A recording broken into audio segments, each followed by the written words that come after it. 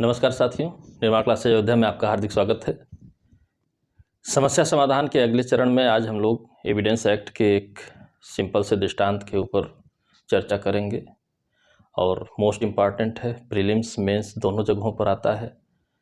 सही तथ्य चुनना, जो आपके लिखा हुआ है बेयर एक्ट में वहाँ तक तो ठीक है, लेकिन उससे आगे भी आपको कुछ एक्सप्लेन करना होगा, कुछ चुनना होगा, उन बातों को भी आपको मेंटेन करना पड़ेगा। तो कैसे है देखते हैं।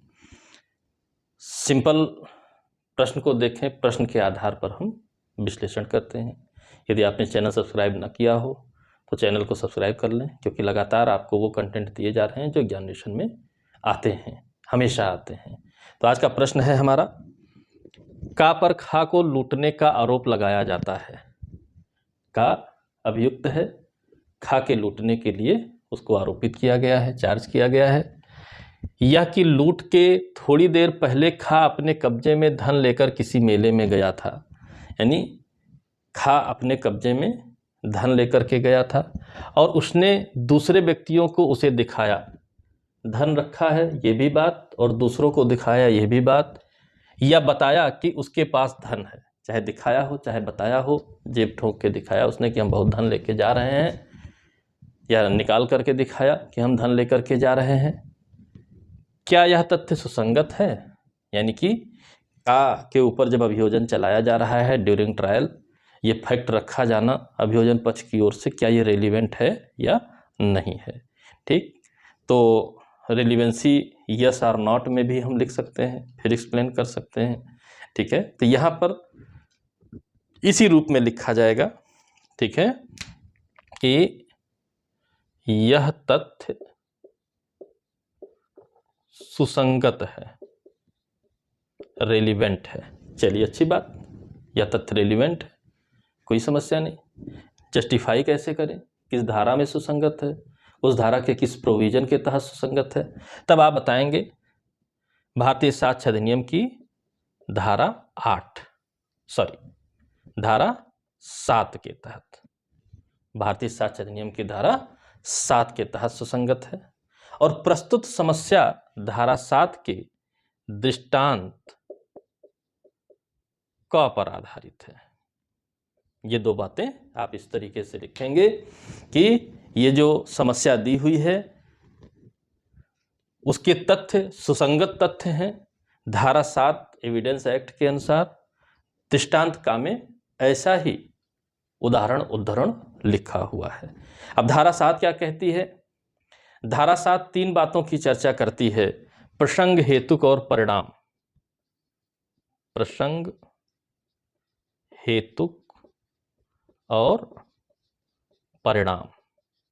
जब तीन बातों की चर्चा है तो किस कंटेंट के अंतर्गत यह सुसंगत है, इस बात को भी आपको बताना पड़ेगा। ठीक, तो आप धारा 7 लिखिए कि वो तथ्य सुसंगत माने जाते हैं जो विवादक तथ्य या सुसंगत तथ्य से इस प्रकार जुड़े हुए हों, इतना निकटवर्ती हों कि प्रसंग, हेतुक या परिणाम हों, जो उस वस्तु स्थिति को गठित करते हैं जिसके अंतर्गत वे घटित हुए, जिनसे उनके घटने का संव्यवहार का अवसर प्राप्त हुआ, अवसर दिया गया। ठीक है, यानी प्रसंग, हेतुक और परिणाम किस बात की चर्चा करते हैं?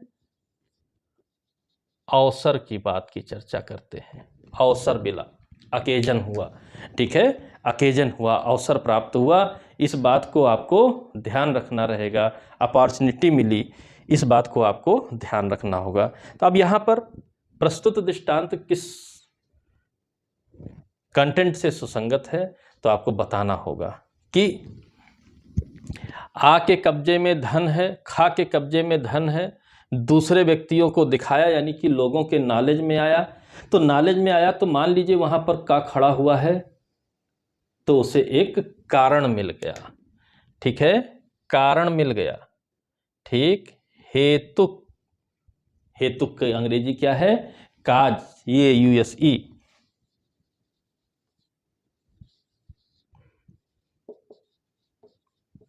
हेतुक तैयार हुआ, का ने उस धन को देखा तो उसे एक हेतुक तैयार हुआ कि इसके पास धन है, इसे लूट लेंगे तो हमको लाभ हो जाएगा, लाभ हो जाएगा। तो आप बताएंगे धारा 7 लिखने के बाद दृष्टांत का दृष्टांत का भी यही बात कह रहा है। तो आप बताएंगे क्या, अंतिम रूप में आप बताएंगे कि जब खा अपने कब्जे में धन लेकर गया था तो दूसरे व्यक्तियों को दिखाने या बताने के कारण लोगों के नॉलेज में, ज्ञान में आ गया कि खा के पास धन है और वो मेला देखने जा रहा है। तो एक कारण उत्पन्न हुआ लूट का, एक कारण उत्पन्न हुआ लूट का कि उसके पास धन है, उसे लूटा जा सकता है। इसलिए यह तथ्य सुसंगत है, क्योंकि धन का नॉलेज होना, धन के बारे में ज्ञान होना लूट के अपराध को आगे बढ़ाने के लिए एक हेतुक प्रदान करता है। इसलिए यह तथ्य सुसंगत है। तो अगर का के नॉलेज में ये बात थी, मान लीजिए जब दिखाया तो का भी वहां मौजूद था, तो का के पक्ष में ये सुसंगत हो जाएगा, का के विरुद्ध ये सुसंगत हो जाएगा कि का ये नहीं कह सकता है कि ये नॉन रेलिवेंट है। यानी कि अर्थात धन को दिखाया जाना, दूसरों के ज्ञान में आना एक हेतुक उत्पन्न करता है जो लूट को या लूट के लिए अवसर प्रदान करता है। इसलिए खा द्वारा कब्जे में धन ले जा मेले देखने जाते समय व्यक्तियों को दिखाना या बताना सुसंगत तथ्य होगा। तो का के विरुद्ध ये सुसंगत होगा। तो जब इस प्रकार आप लिखेंगे स्पष्ट करते हुए कि किस कंटेंट के तहत रेलिवेंट है, तभी आपको नंबर मिलेगा, अदरवाइज नंबर नहीं मिलेगा। क्योंकि धारा 7 में, ठीक है, प्रसंग, हेतु, परिणाम 3 शब्द रेलिवेंट बताए गए हैं। यानी कि अकेजन, काज और इफेक्ट 3 शब्द बताए गए हैं। तो यह वाला जो आपका दृष्टांत है, यह किस कंटेंट के तहत सुसंगत है? हेतु काज के तहत सुसंगत है, ये आपको बताना होगा। आशा करता हूं ये आपको समझ में आया होगा।